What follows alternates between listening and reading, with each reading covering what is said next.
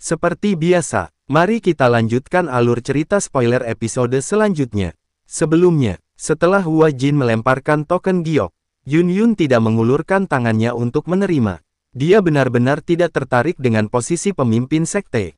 Kejadian saat itu masih terbayang-bayang di ingatannya. Ambil, Xiao Yan mendesak ketika melihat keraguan di wajah Yun Yun. Yun Yun hanya bisa menggertakkan giginya dan berkata, menerimanya, dan memungkinkanmu untuk mencoba dan bertindak luar biasa lagi. Xiao Yan tanpa sadar sedikit malu ketika mendengar ini. Sudah bertahun-tahun, namun kamu masih ingat hal ini. Tidak ada yang benar atau salah dalam kejadian saat itu. Jika kamu ingin menemukan tempat yang tenang untuk tinggal, kamu tidak akan mencapai kedamaian sejati dengan hidup di bawah orang lain seperti di masa lalu. Jika kamu tidak mengambil posisi ini, itu akan berakhir menyebabkan sekte bunga turun ke pertarungan internal. Aku pikir, Nenek Hua tidak mau melihat hal seperti ini kan? Yun Yun terkejut. Dia ragu sejenak sebelum akhirnya menganggukkan kepalanya. Setelah itu, dia mengangkat kepalanya melihat ke arah tetua pertama. Tetua pertama, Yun Yun dapat sementara mengambil posisi pemimpin sekte. Tetua hanya perlu memberitahuku jika tetua merasa bahwa ada orang yang lebih cocok. Kamu dapat yakin bahwa wanita tua ini sangat mempercayai mata pemimpin sekte sebelumnya. Tetua pertama hanya tertawa. Ini membuat wajah Hua Jin menjadi gelap ketika dia mendengar ini. Tetua pertama, aku telah bekerja keras selama bertahun-tahun untuk mendapatkan sekte langit mendalam untuk menunjukkan tanda-tanda bergabung dengan sekte bunga kita. Sekarang, pemimpin sekte telah berubah dan Xiao Yan bahkan telah melukai kekasihku. Aku pikir kerjasama ini tidak hanya akan berakhir, tetapi sekte langit mendalam juga tidak akan membiarkan masalah ini beristirahat. Ancaman dalam kata-kata Hua Jin membuat tetua pertama mengernyitkan alisnya.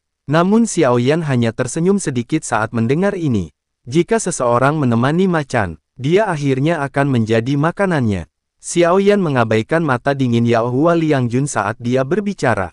Tetua pertama, jika kamu tidak keberatan, Paviliun Bintang Jatuh mungkin bisa menjadi sekutu yang andal dari sekte bunga di masa depan. Aku yakin, tetua pertama tidak akan ragu mengingat kepercayaan guruku kan. Reputasi Yao Zunze sangat luar biasa. Siapa di dataran tengah tidak tahu tentang kepercayaannya? Tentu saja, tidak ada yang bisa meragukannya. Tetua pertama tersenyum dan mengangguk. Matanya sedikit keras saat dia melihat ke arah Hua Jin. Mulai sekarang dan seterusnya, Yun Yun adalah pemimpin sekte bunga. Tidak akan ada argumen lagi. Karena tetua pertama telah membuat pilihan. Aku hanya dapat berharap bahwa kalian tidak akan berakhir dengan penyesalan di masa depan. Ekspresi Yao Hua Liangjun juga cukup buruk. Pasti tidak mudah baginya untuk melaporkan masalah ini ketika dia kembali ke sekte. Kamu tidak perlu khawatir tentang masalah ini. Tetua pertama melambaikan tangannya dan berbicara sedikit. Sudut mulut Yao Hua Liangjun bergetar sedikit. Masalahnya sudah diputuskan. Tidak ada gunanya baginya untuk tetap di sini. Segera, dia mengayunkan lengan bajunya, berbalik dan bergegas keluar dari sekte bunga. Hua Jin melihat Yao Hua Liangjun pergi dengan marah. Dia ingin mempertahankannya tetapi tidak bisa mengatakan apa-apa. Setelah mengatupkan giginya, dia tidak mengikutinya. Sebaliknya, dia berbalik dan bergegas menuju gunung, menghilang dalam sekejap mata. Mata tetua pertama perlahan menyapu seluruh tempat ketika dia melihat kedua orang ini pergi. Mulai hari ini dan seterusnya, Yun Yun akan menjadi pemimpin baru dari sekte bunga. Semua murid harus mematuhi perintahnya. Kalau tidak, mereka akan dihukum sesuai dengan aturan sekte. Dimengerti. Ketika suara tetua pertama terdengar, para murid yang padat di alun-alun juga buru-buru berlutut. Sebuah suara hormat bergema. Sambutan kepada pemimpin sekte. Xiao Yan tersenyum sedikit saat dia menyaksikan murid-murid yang berlutut. Dia memandang Yun Yun, yang merasa panik dan berkata, "Selamat, pemimpin sekte Yun Yun." Yun Yun memutar matanya dan segera menghela napas. Setiap kali orang ini muncul, itu akan menyebabkan beberapa perubahan dalam hidupnya. Dia benar-benar seorang musuh. Xiao Yan tidak buru-buru pergi setelah upacara pengangkatan pemimpin sekte. Sebaliknya, dia meminta Yun Yun untuk membantunya, menemukan ruangan yang tenang untuk memperbaiki dan menelan api tulang dingin. Setelah memperbaiki api tulang dingin selama setengah jam, Xiao Yan akhirnya mulai menelannya dan mulai menutup matanya. Setengah bulan berlalu dalam sekejap mata. Suhu di dalam ruangan yang tenang telah dinaikkan sampai tingkat yang mengerikan. Selain itu, karena tempat ini benar-benar tertutup, akhirnya menjadi seperti kapal uap.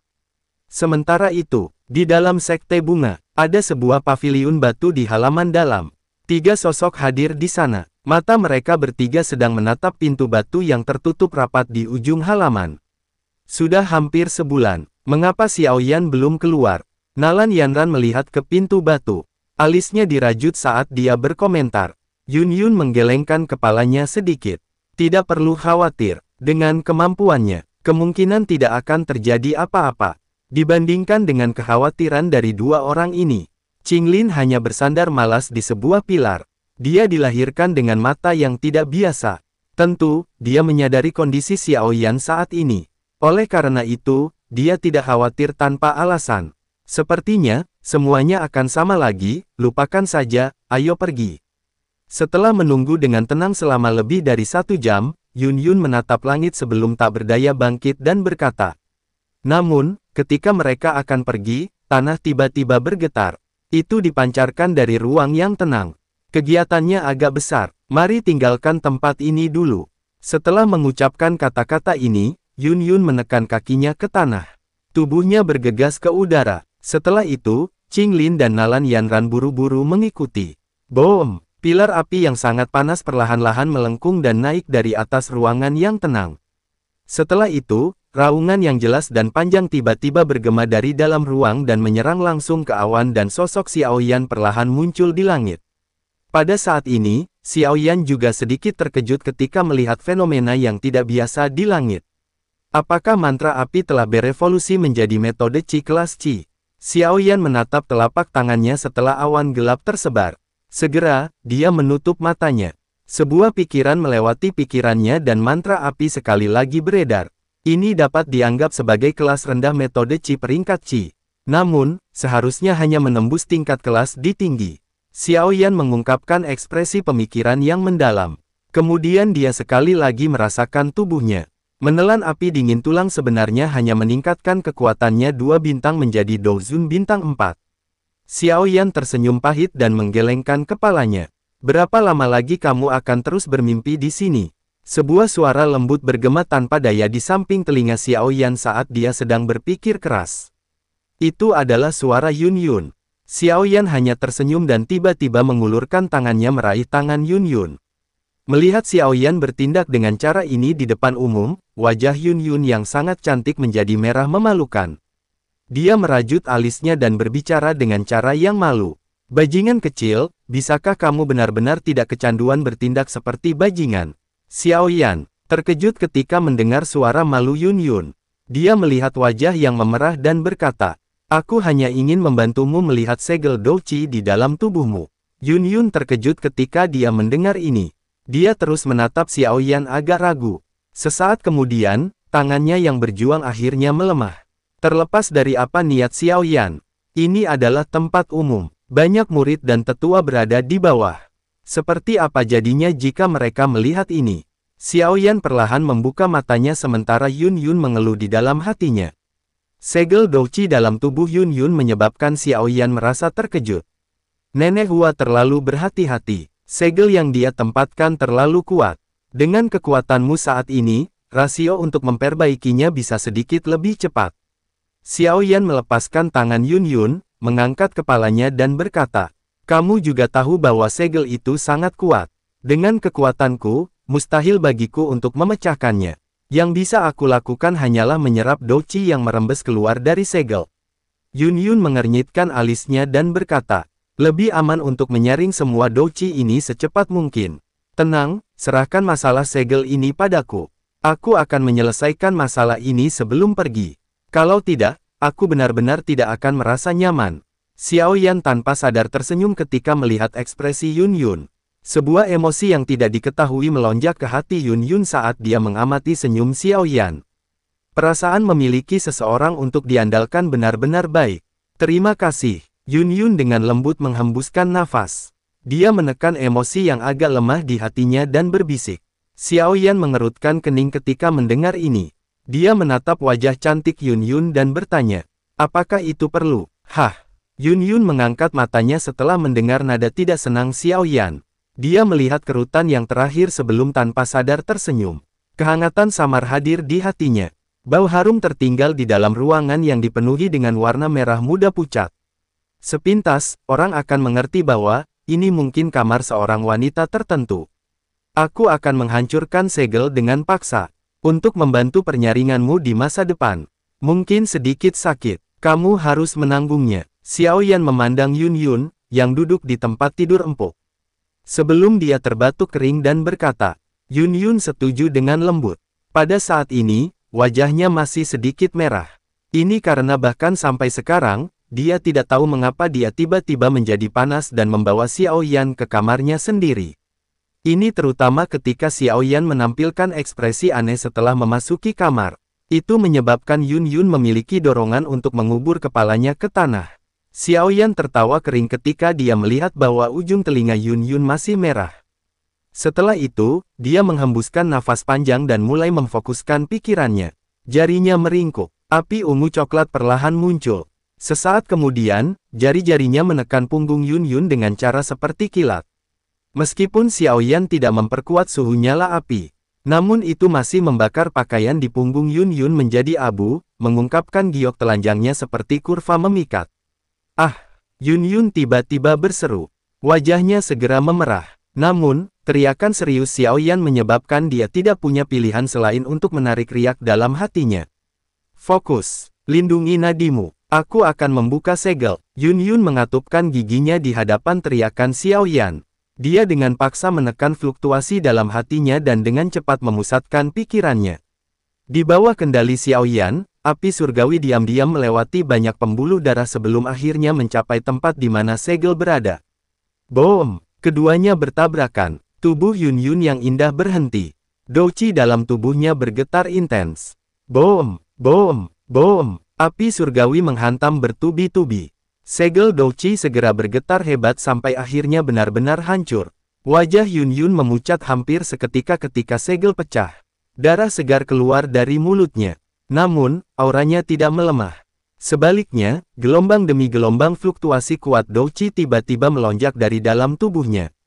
Kekuatan fluktuasi ini bahkan memaksa kembali jari Xiao Yan. Sungguh Douqi yang hebat. Sebuah kejutan melintas di mata Xiao Yan ketika jarinya dipaksa pergi. Mata Yun Yun yang tertutup tiba-tiba terbuka. Kegembiraan muncul di wajahnya ketika dia merasakan segel telah rusak. Mengangkat kepalanya, matanya tiba-tiba melihat ke arah Xiao Yan, hanya untuk menemukan bahwa yang terakhir menatapnya dengan ekspresi aneh. Yun Yun terkejut ketika dia melihat tatapan Xiao Yan. Segera, dia menundukkan kepalanya. Hanya untuk melihat pakaiannya telah benar-benar pecah karena letusan Douqi-nya sebelumnya. Tangannya buru-buru menarik selimut dan membungkus tubuhnya yang memikat. Mengapa kamu masih menonton? Xiao Yan terbatuk kering. Dia menarik matanya dengan cara yang sangat tenang dan berkata, ini tidak ada hubungannya denganku. Kamu adalah orang yang meledakkannya. Mendengar kata-kata Xiao Yan ini, Yun Yun tanpa sadar merasa terdiam dan marah. Bocah ini sebenarnya menyatakan tidak bersalah meski telah mengambil keuntungan darinya. Xiao Yan tidak berani terlalu terlibat dalam topik ini ketika dia melihat Yun Yun menunjukkan tanda-tanda menjadi marah. Dia buru-buru bertanya, bagaimana perasaanmu sekarang? Baik, segel telah pecah. Saat ini, ada cukup banyak Douqi yang terus mengalir keluar. Kecepatan ini secara kebetulan dalam batas yang dapat aku perbaiki. Yun Yun tersentak, namun, kemerahan di wajahnya perlahan memudar. Ya, tidak apa-apa. Xiao Yan mengangguk sedikit. Douqi yang ditinggalkan oleh Nenek Hua benar-benar terlalu menakutkan. Jika kamu benar-benar bisa memperbaikinya di masa depan, bukan tidak mungkin bagimu untuk bahkan mencapai level Dosheng. Dosheng, Yun Yun tanpa sadar terkejut. Dia segera menggelengkan kepalanya. Mampu melompat ke level Dozun selama tahun-tahun ini sudah merupakan berkah besar baginya. Adapun Dosheng, dia benar-benar tidak pernah memikirkannya. Aku punya cukup banyak musuh di dataran tengah. Selain itu, masing-masing sangat kejam. Jika kamu menjadi ahli Dosheng di masa depan, aku bisa berlindung di bawah pohon besar milikmu. Xiao Yan bercanda. Wajah Yun Yun sedikit tertegun ketika dia mendengar lelucon Xiao Yan. Dia sedikit tenang dan merasa sakit hati. Semua orang hanya bisa melihat kemuliaan dan pencapaian Xiao Yan di permukaan. Namun, mereka lupa berapa banyak kerja keras dan usaha yang telah Xiao Yan lakukan untuk mencapai level ini. Aku akan menyaring Douqi Nenek Hua secepat mungkin dan aku juga akan berusaha untuk mengendalikan Sekte Bunga secara perlahan. Xiao Yan terkejut ketika dia mendengar kata-kata yang agak membingungkan Yun Yun. Namun dia akhirnya memahami sesuatu. Bantuan dari seorang kecantikan adalah sesuatu yang paling sulit diterima. Dia menyadari, tidak mungkin perasaan ini dilupakan oleh aliran waktu. Sebaliknya, itu akan diseduh oleh waktu sampai menjadi semakin lembut. Dia tidak akan mengatakan apapun tentang perasaan seperti itu. Semua yang dia inginkan adalah tetap di belakangnya dan diam-diam memberinya bantuan. Ini karena Yun Yun sadar bahwa Xiao Yan terlalu banyak memikul beban di punggungnya. Dia juga terlalu lelah. Dia ingin membantu berbagi sedikit dari bebannya.